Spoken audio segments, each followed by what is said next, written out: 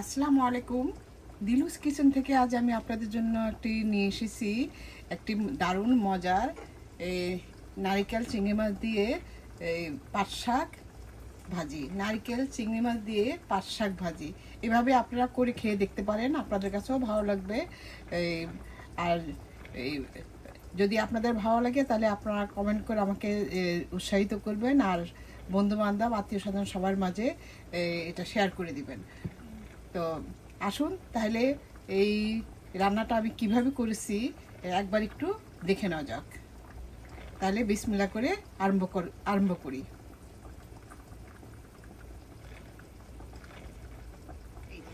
আমি নিয়ে এসেছি এই যে এটা পাটের শাক।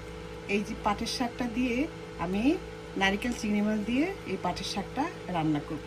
এই নারিকেল চিংড়ি মাছ দিয়ে পাটের শাক কে খেয়েছেন, যারা খান নাই তারা আমার এই রেসিপিটা দেখে নিতে পারে। তো এটার জন্য আমি এই যে চিংড়ি মাছটাকে আমি ভালোভাবে কেটে তারপরে ভিতরে যে একটা রক থাকে সেটাকে পরিষ্কার করে তারপরে একটু হলুদ মরিচ লবণ মাখিয়ে ম্যারিনেট করে রেখেছিলাম। এই যে আর এই নারকেল আমি এই যে প্যাকেটের এই নারকেলটা দিয়ে এই যে দেখুন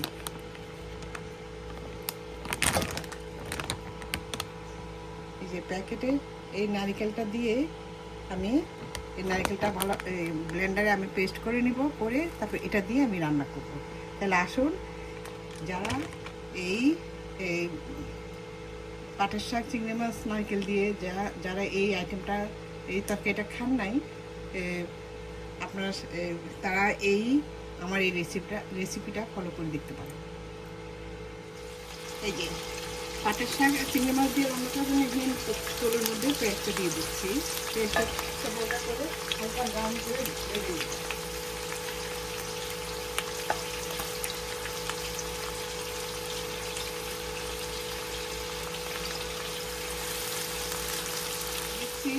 এই যে হাফ টেবিল চামচের মতো যে রসুন বাটা, হাফ টিস্পুন এই মরিচের গুঁড়া, হাফ টিস্পুন হলুদের গুঁড়া,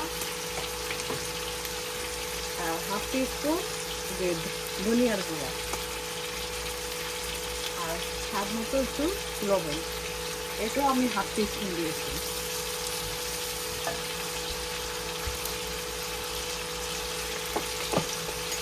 আর দিব একটু ভাজা জিরা গুঁড়া, এটাও হাফ টিস্পুন।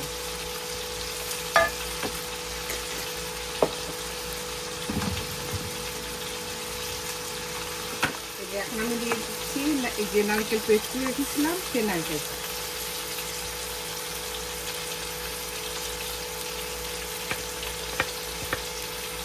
দিয়ে এখন ভালোভাবে একটু কষিয়ে নিব। এই যে নারকেলটা আমার কষানো হয়ে গিয়েছে।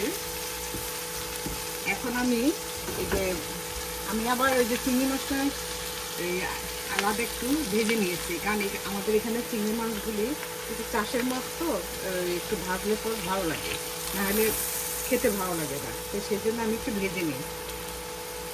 এখন দিয়ে দিলাম চিংড়ি মাছগুলো।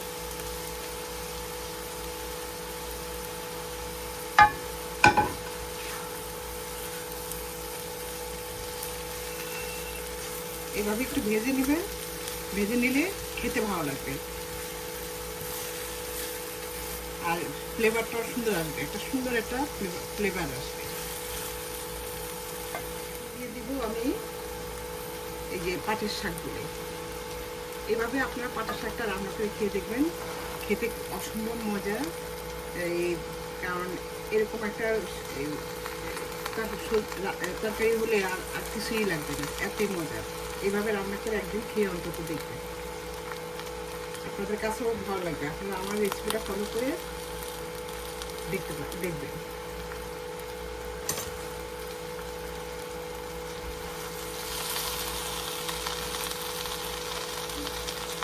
এখন একটা ঢাকনা দিয়ে দিব, এই শাকটা তখন আস্তে মানে একদম কমে যাবে। ঢেকে দিলে শাকটা আস্তে করে হবে আর জিনিসটা একদম কমে যাবে। এই যে দেখুন, এই শাক থেকে পানি বের হয়ে শাকটা একদম কমে গিয়েছে। এখন আমি একটু নেড়ে উল্টে পাল্টে দিচ্ছি।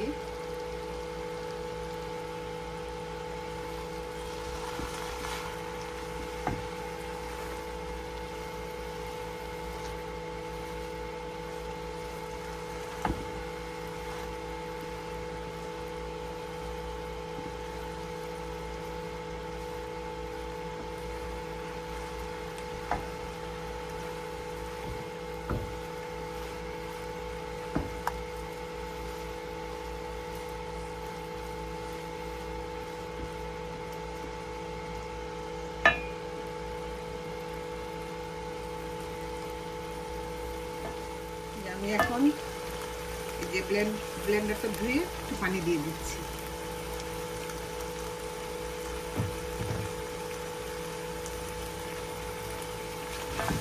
পানি দিয়ে আমি একটু ঢেকে দিব।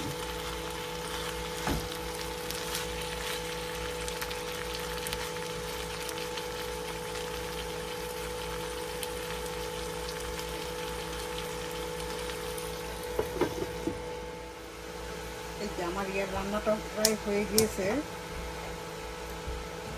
এই যে দেখুন, দেখতে কতটা সুন্দর হয়েছে এবং কতটা লোভনীয়। আমি কিন্তু খুব বেশি মশলা দিই নাই, কারণ মশলাটা আসলে যত কম দেওয়া হয়, কারণ যেখানে নারকেল আছে, চিংড়ি মাছ আছে, মশলাটা খুব একটা বেশি দিই নাই। আপনারা নিজেই দেখেছেন। এই দেখুন, দেখতে কতটা লোভনীয় হয়েছে। এইভাবে আমার রেসিপিটা ফলো করে আপনারা রান্না করে খেয়ে দেখবেন যে মানে অসম্ভব মজার তরকারিটা। যাই হোক, এই আমার এই রান্নাটা আপনাদের কেমন লেগেছে আপনারা কমেন্ট করে আমাকে জানাবেন। এই যে হয়ে গেল আমার, আমি আর ইয়ে করবো না, একদম মাখা মাখা হয়ে গিয়েছে, একটু ভাজা ভাজা আর কি, মাখা মাখা হয়ে গেছে, বেশি মানে ঝোল রাখিনি, সামান্য একটু। এখন আমার ধনিয়া পাতা নাই, যাদের আপনারা ধনিয়া পাতা দিয়ে নামিয়ে ফেলবেন। আমার ধনিয়া পাতা ঘরে ছিল না, যার কারণে আমি দিতে পারি নাই।